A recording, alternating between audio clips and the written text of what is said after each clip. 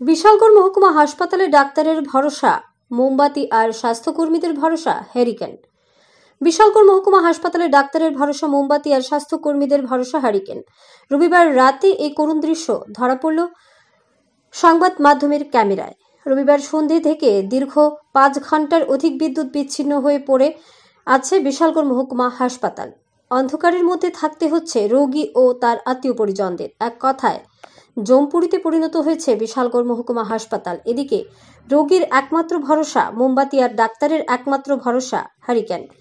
দুর্ঘটনায় আহত রোগীদের হ্যারিকেনের মাধ্যমে চিকিৎসায় ব্যস্ত ডাক্তাররা। এ নিয়ে এক রোগীর পরিবার ব্যাপক ক্ষোভ জানান। ব্যুরো রিপোর্ট আরই ধর্মনগর। অ্যাকচুয়ালি আমার দিদা, ওনার বয়স 78 ইয়ার্স। তো উনি ভর্তি আছে এখানে। তো আজকে কারেন্ট চলে গেছে। তো যাওয়ার পর আমি এখানে এসেছি আমার দিদাকে দেখার জন্য রাতের বেলা। কিন্তু একটা মহকুমা হাসপাতাল, সেখানে একটা ইমার্জেন্সি পাওয়ার সাপ্লাই নেই। ইভেন ভেতরে পুরো ঘুটঘুটে অন্ধকার। একটা লোকও এখানে ওদের টেক কেয়ার করার জন্য নেই। না তো কোনো অ্যাডমিনিস্ট্রেটিভ অথরিটি আছে, না কোনো ডক্টর, না কোনো নার্স। যে একটা পেশেন্ট আছে সেখানে অনেক বৃদ্ধ মহিলারা আছে, অনেক বাচ্চারা আছে।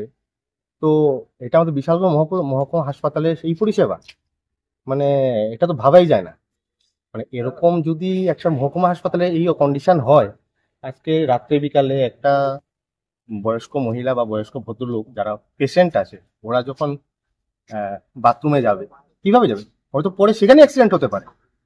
তো অ্যাটলিস্ট প্রশাসন বা অ্যাডমিনিস্ট্রেশন এটা দেখা দরকার।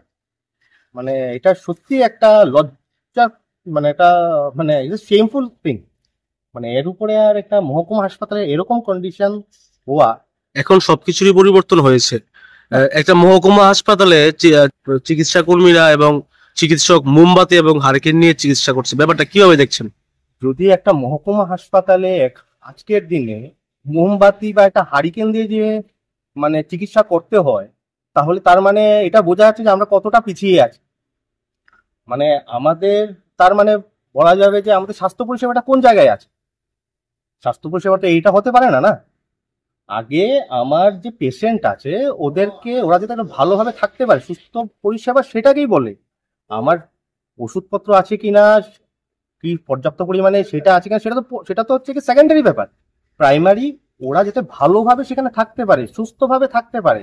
একটা অন্ধকারে একটা মানুষ কি একটা কোনো কিছুই থাকতে পারে না, জীবজন্তু। তো অন্ধকারে একটা জীবজন্তু থাকা তো দূরের কথা, এখানে একটা মানুষ যারা অসুস্থ মানুষ এরকম ভাবে ফেলে রেখেছে।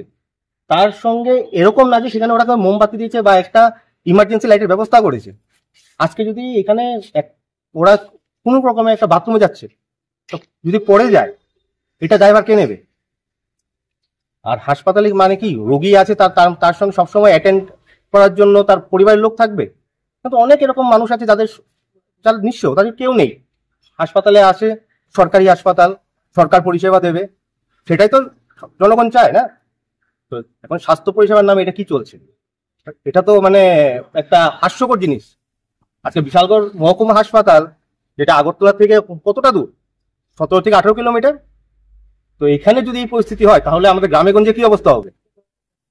তো সে নিয়ে যদি আমরা ঢাকঢোল পেটাই যে স্বাস্থ্য পরিষেবা অনেক উন্নত হয়েছে, তাহলে এটাই এখন আপনারা দেখতে পাচ্ছেন যে কতটা উন্নত। আর আমি কি বলবো।